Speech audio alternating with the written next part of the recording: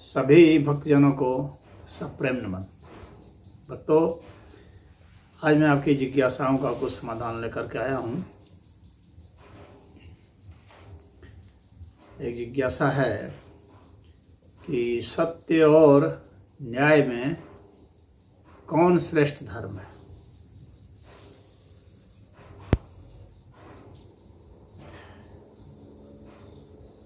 यूँ तो धर्म के जो 10 लक्षण बताए गए हैं उसमें सत्य को ही धर्म का लक्षण बताया गया है, और जो न्याय है उसका जो आधार है, कारण है,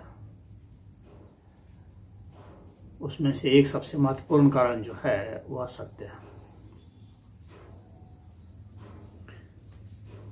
लेकिन न्याय के लिए आपको मात्र सत्य की जानकारी ही पर्याप्त नहीं होती है।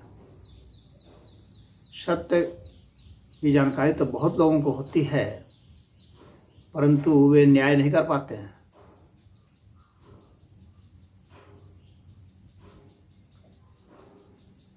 न्याय के लिए सत्य पर्याप्त नहीं है।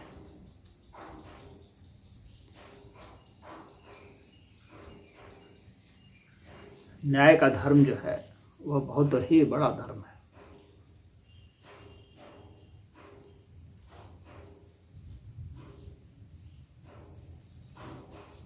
सत्य के अलावा आपको स्वतंत्र भी होना जरूरी है, निष्पक्षता भी जरूरी है, क्योंकि आपको किसी न किसी का पक्ष लेना पड़ेगा। जब न्याय करेंगे तो किसी न किसी का पक्ष लेना पड़ेगा, और वह पक्ष जो आप लेंगे वह सत्य के ऊपर आधारित होगा, और वह पक्ष आप तब ले सकते हैं जब आप स्वयं निष्पक्ष हो। यानी निष्पक्ष होकर के आपको वहाँ एक पक्ष लेना है सत्य के आधार पर, और इसके लिए आपको शत्रुता भी लेनी पड़ सकती है। उसके लिए साहस भी चाहिए, शौर्य भी चाहिए। बिना शौर्य के कोई न्याय नहीं कर सकता, क्योंकि जिसके विरुद्ध वह न्याय करेगा वह उसका शत्रु हो जाएगा। तो सत्य के लिए तो मात्र आपका समर्पण चाहिए, सत्य के प्रति निष्ठा, और उसे जान करके आप चुपचाप बैठे भी रह सकते हैं। लेकिन न्याय के लिए मात्र जो है आपकी सत्य की जानकारी पर्याप्त नहीं होती है। आपको स्वतंत्र होना चाहिए, साहसी होना चाहिए, और चुप रहने वाला नहीं होना चाहिए। तो शौर्य भी चाहिए, स्वतंत्रता भी चाहिए, सत्य भी चाहिए, और व्यक्ति अनासक्त भी होना चाहिए। यानी बिना किसी का पक्ष पात किए हुए और बिना उससे लिप्त हुए वह कोई निर्णय दे सकता हो, और निर्णय लेने की भी क्षमता चाहिए उसमें, क्योंकि वहाँ पर निर्णयात्मक कार्रवाई करनी होती है और फिर उसको कर्म में बदलना पड़ता है। सत्य तो सिर्फ नॉलेज हो सकता है, लेकिन न्याय जो है नॉलेज के साथ साथ एक्शन भी है, ज्ञान के साथ साथ कर्म भी है। सत्यनिष्ठ होना आसान है, न्यायनिष्ठ होना बहुत कठिन है। इसलिए न्याय को सत्य से ऊंचा दर्जा प्राप्त है। भले ही न्याय करने के लिए सत्य जो है एक महत्वपूर्ण इंग्रेडिएंट है, एक कंस्टिट्यूएंट है। सत्य एक उसका कारक है अवश्य। तो मैं समझता हूँ कि न्याय जो है ज़्यादा महत्वपूर्ण धर्म है सभी लोग न्याय नहीं कर सकते। इसीलिए कहा जाता है कि न्याय की कुर्सी पर जो बैठा हुआ है वह परमात्मा है। जो दंडाधिकारी के ऊपर बैठा हुआ है पद पर, वह परमात्मा है। और वह चाहे किसी भी प्रकार का दंड पारित करता हो, वह उससे लिप्त नहीं होता। यानी वह उनके साथ राग द्वेष नहीं करता है। बिना राग द्वेष किए हुए ही उसे वह करना पड़ता है। यदि ऐसा वह करता है तभी वह वास्तव में न्याय करता है। पक्षपात करके निर्णय देना तो बहुत आसान होता है, तो वास्तव में फिर वह न्याय नहीं हुआ। तो वास्तविक न्याय के लिए तो राग द्वेष से मुक्त होना चाहिए व्यक्ति, और तब जाकर के वह कोई निर्णय देता है। और न्याय के लिए तो आपको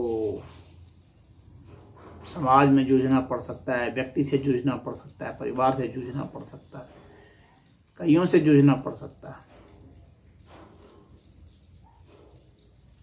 और सत्य के लिए तो मात्र शोध चाहिए। वस्तु स्थिति जैसी है उसको वैसा का वैसा जान लेना और अभिव्यक्त कर देना ही सत्य है। और वह अभिव्यक्त अपने लिए भी कर सकता है, दूसरों के लिए भी कर सकता है। सिर्फ वह स्वयं जान गया तो वह भी उसके लिए अभिव्यक्त हो गया। तो सत्य तो यहाँ तक भी सिमट के रह सकता है। बहुत लोग ऐसे होते हैं जो सत्यवादी होते हैं, लेकिन बहुत लोग होते हैं जो सत्य ज्ञानी भी होते हैं, लेकिन वो न्याय नहीं कर पाते। कोई ज़रूरी नहीं है कि वे न्याय कर ही दे, क्योंकि न्याय के लिए अतिरिक्त और भी चीज़ों की आवश्यकता पड़ती है, और भी गुण चाहिए।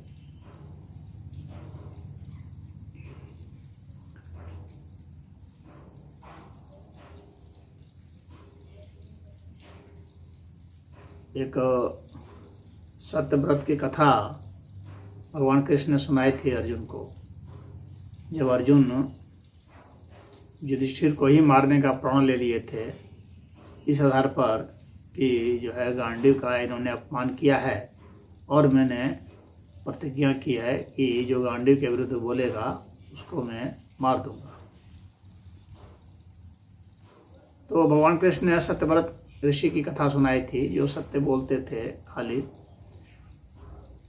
तो उनके यहाँ बहुत सारे लोग आए थे एक बार भागते हुए, और उन्होंने कहा कि हम लोग के पीछे डकैत पड़े हुए हैं और हम लोग के पास कुछ संपत्ति अपनी है, तो हम लोग इसको कहाँ छिपा दें। तो उन्होंने छिपा दिया, कहा कि रख दो जहाँ तुम्हारी इच्छा, और सामान रख करके वे बगल में छिप गए। फिर उधर से डकैत भी आ गए, और वे डकैत जानते थे कि ये ऋषि जो हैं सत्यव्रत हैं, ये झूठ बोलते ही नहीं। तो उन्होंने आकर पूछा कि कहाँ हैं वे लोग। तो सत्यव्रत ने कह दिया कि इधर यहीं पर रखा है, इधर ही छिपे हुए हैं। तो डकैतों ने उनको पकड़ के मार दिया, उनकी संपत्ति ले ली। तो जब वहाँ पर धर्मराज के यहाँ मरने के बाद वो प्रवेश किए, तो धर्मराज ने कहा कि इस आदमी को नरक में डाल दो, इसने बहुत ज़्यादा ही सत्य बोल रखा है।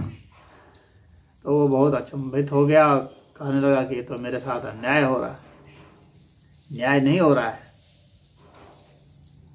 तो यमराज ने कहा कि नहीं, न्याय ही हो रहा है। तुमने सत्य का दुरुपयोग किया है, तुमने जिंदगियों को महत्व ही नहीं दिया, तुमने एक भाषा को महत्व दिया, एक बोली को महत्व दिया, इतने इतने लोगों को तुमने मरवा दिया, उनके सामान की चोरी हो गई, उसमें तुम्हारी भी तो भूमिका है। तो न्याय का कहने का मतलब है कि न्याय की जड़ें बहुत गहरी होती हैं, और आपको बहुत सारे चीज़ों का आकलन करना पड़ता है। सत्य का, अहिंसा का, क्रोध का, कामना का, उसके पीछे छिपी हुई मनसा का, उसके जो कर्म हैं, इन सबको जब आप आकलन करते हैं, उसके बाद तौलते हैं कि यह व्यक्ति के हित में कितना है, यह परिवार के हित में कितना है, समाज के वर्ग हित में कितना है, वर्ग के हित में कितना है, विश्व के हित में कितना, सभी प्राणियों के हित में कितना, उसके बाद ही आप निर्णय देते हैं। कोई चीज़ जो प्राणियों के हित में हो, संपूर्ण प्राणियों के हित में हो, वो ज़्यादा बड़ा सत्य हो जाएगा बनिस्पत की सिर्फ मानव जातियों के हित में हो। और कोई चीज़ जो मानव जाति के हित में है वह बड़ा हो जाएगा बनिस्पत की किसी वर्ग के ही हित में हो। तो जहाँ हितों के टकराव होते हैं वहाँ भी तो सत्य, और दोनों तरफ पक्ष में सत्य होते हैं, तो वहाँ न्याय क्या करेगा? सत्य तो दोनों तरफ हो सकते हैं, अपने अपने सत्य हैं, लेकिन वहाँ न्याय को तो एक पक्ष चुनना पड़ेगा। तो उसमें जो बृहत्तर वर्ग के हित में जो है, जो बड़े ग्रुप के हित में है, वह निर्णय मान्य होगा, वह न्याय होगा। तो इसलिए न्याय दोनों तरफ के सत्यों को देखता है, दोनों पलड़ों को देखता है, और तब वहाँ उसका एक निष्कर्ष आता है। और न्याय के लिए व्यक्ति को तात्कालिक सत्य को सिर्फ नहीं जानना होता है, बल्कि उसके पहले के पुराने जितने भी सत्य हैं, अतीत के जितने भी सत्य हैं, उनको भी जानना होता है। इसलिए मनुष्य सभी सत्यों को नहीं जान सकता, इसीलिए मनुष्य सही अर्थ में न्याय नहीं कर सकता। सही अर्थ में न्याय सिर्फ ईश्वर ही करते हैं, क्योंकि ईश्वर को सब ज्ञात है कि एक व्यक्ति ने क्या किया है, छिपकर क्या किया है, इस जन्म में क्या किया है, पिछले जन्म में क्या किया है, उन सब का हिसाब किताब उसका होता है। तो इसलिए न्याय जो है ये बहुत बड़ा पहलू है, जो सर्वज्ञ होता है वही वास्तव में न्याय कर सकता है। जो सर्वज्ञ नहीं है वह न्याय नहीं कर पाता।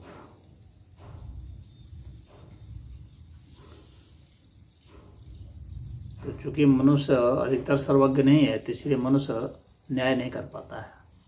लेकिन फिर भी जितना तक उसको सत्य ज्ञात हो, उतने में वह निष्पक्ष भाव से न्याय करे, तो वह भी कम नहीं है।